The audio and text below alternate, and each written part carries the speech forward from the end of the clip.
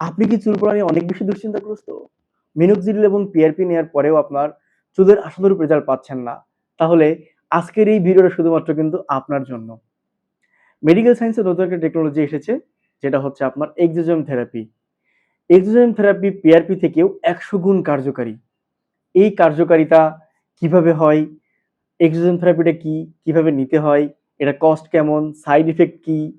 তারপর basic differences of এক্সোজোম এবং PRP এটা আমরা এই ভিডিওতে জানবো। তো দর্শক, আপনারা এই ভিডিওটা সম্পূর্ণ দেখবেন, একটু স্কিপ করবেন না। আমি আশা করি পিআরপি এবং এক্সোজোমের দারুণ একটা টিপস আপনারা পেতে যাচ্ছেন আজকে। প্রথমেই আমরা জেনে নেব এক্সোজোম থেরাপিটা কি। খুব সহজভাবে যদি বলি, তাহলে এক্সোজোম যে থেরাপি এটা হচ্ছে আপনার একটা মানুষের আহ, শরীর থেকে তৈরি স্টেম সেল, যা এক ধরনের মাইক্রোনিডলিং অথবা মাইক্রোস্কোপিক মেসেঞ্জার বা বার্তাবাহক হিসেবে কাজ করে। তো এখন এটা কিভাবে কাজ করে? ধরুন আপনার চুল অনেক দুর্বল হয়ে ঘুমিয়ে পড়েছে। এই ঘুমিয়ে পড়ার ফলে আপনার চুল আস্তে আস্তে পড়েও যাচ্ছে। তো আপনি যখনই এটা আপনার স্ক্যাল্পে পুশ ইন করবেন অথবা পুশ করবেন, তখন হচ্ছে এটা আপনার ১০০০ গুণ অথবা ১০০০ গুণের বেশি গ্রোথ ফ্যাক্টর অথবা প্রোটিন পাবে।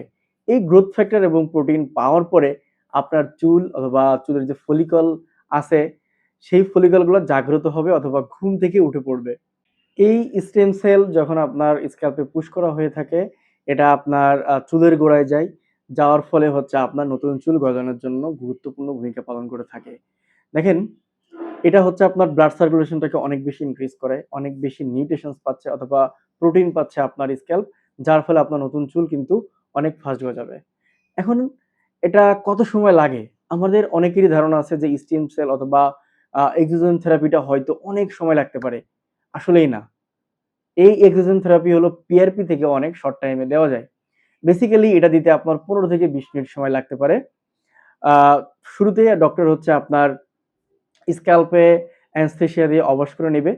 অবশ করার পর হচ্ছে আপনার আ এই যে বা স্টেম সেল অথবা এক্সোজোমটা আছে, এটা হচ্ছে আপনার স্ক্যাল্পে পুশ ইন করবে। এই পুশ ইন করার সর্বোচ্চ হতে ১৫ থেকে ২০ মিনিট সময় লাগতে পারে। এখন আমরা জানবো পিআরপি এবং এক্সোজোম থেরাপির আসল যে একটা লড়াই আছে অথবা ডিবেট আছে সেটা। তো ১ নম্বরে যেটা আমরা বলব সেটা হচ্ছে কার্যকারিতা কোনটার বেশি? দেখেন, পিআরপি হচ্ছে আপনার বডির ব্লাড নিয়ে সেন্ট্রিফিউজ করে সেটা হচ্ছে আপনাকে দেওয়া হয়ে থাকে। যেটার গ্রোথ ফ্যাক্টরের কাউন্ট কিন্তু খুবই লিমিট থাকে। অন্যদিকে এক্সোজোম হচ্ছে একটা স্টেম সেল, এটা ল্যাবে আপনার পিউরিফাইড করে একটা সলিউশন তৈরি করা হয়ে থাকে।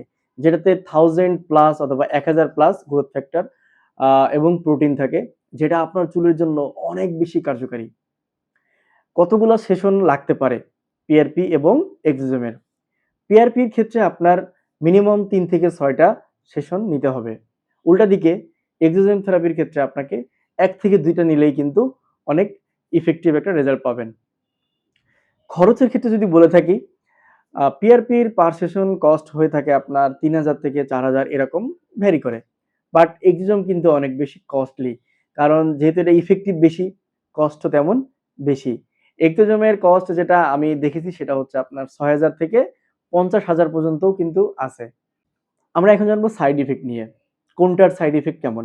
শুরুতে আমি বলি এক্সোজোম থেরাপির সাইড ইফেক্ট। দেখেন, এক্সোজোম থেরাপিটা নেওয়ার পর আপনার ২৪ থেকে ৪৮ ঘন্টার ভিতরে মাথায় রেড র‍্যাশ অথবা লাল র‍্যাশ হতে পারে, ব্যথা হতে পারে, এমনকি ইনফ্লামেশনও হতে পারে। এখন ধরেন এই ইনফ্লামেশনটা কেন হবে? দেখেন, এই এক্সোজোম থেরাপিটা অনেক বেশি কস্টলি। এটাতে ২ নম্বরি করার চান্সও কিন্তু অনেক বেশি থাকে। তো আপনি অবশ্যই দেখে নেবেন আপনি কোন ক্লিনিকে করতেছেন। ভালো ক্লিনিকের উপরে ডিপেন্ড করে আপনার ভালো রেজাল্টের এবং ভালো একটা কোম্পানির এই এক্সোজোম থেরাপিটার। তো অবশ্যই আপনাকে চুজ করতে হবে ভালো একটা ব্র্যান্ডের এবং ভালো একটা ক্লিনিকের, যেন ভালো রেজাল্ট পান। উল্টা দিকে পিআরপির কিন্তু আপনার বড় কোনো মেজর সাইড ইফেক্ট নাই। কারণ এটা আপনারই ব্লাড আপনার স্ক্যাল্পে দেওয়া হচ্ছে।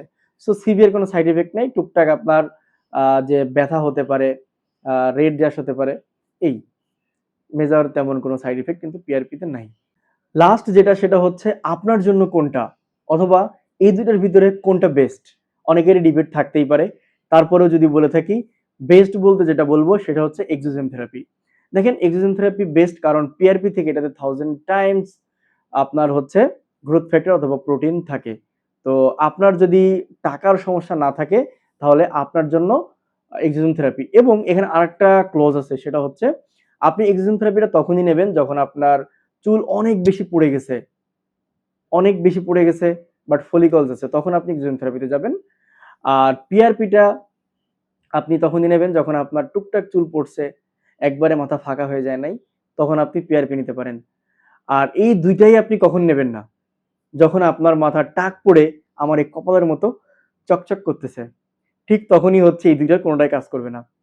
তখন আপনাকে কি করতে হবে? হেয়ার ট্রান্সপ্লান্টেশন করতে হবে ডিরেক্ট। তো আমি আশা করি আমার আজকের এই ভিডিওটা আপনাদের অনেক বেশি উপকার হবে। যদি উপকার হয়ে থাকে তাহলে আমার ভিডিওতে লাইক করতে ভুলবেন না। কমেন্ট করে জানাবেন আপনি এক্সিজন থেরাপি নেবেন নাকি পিআরপি নেবেন। আর আমার এই ভিডিওটা আপনার বন্ধুকে শেয়ার করে দেবেন যদি তার চুল পড়ার সমস্যা হয়ে থাকে। ভালো থাকবেন সবাই।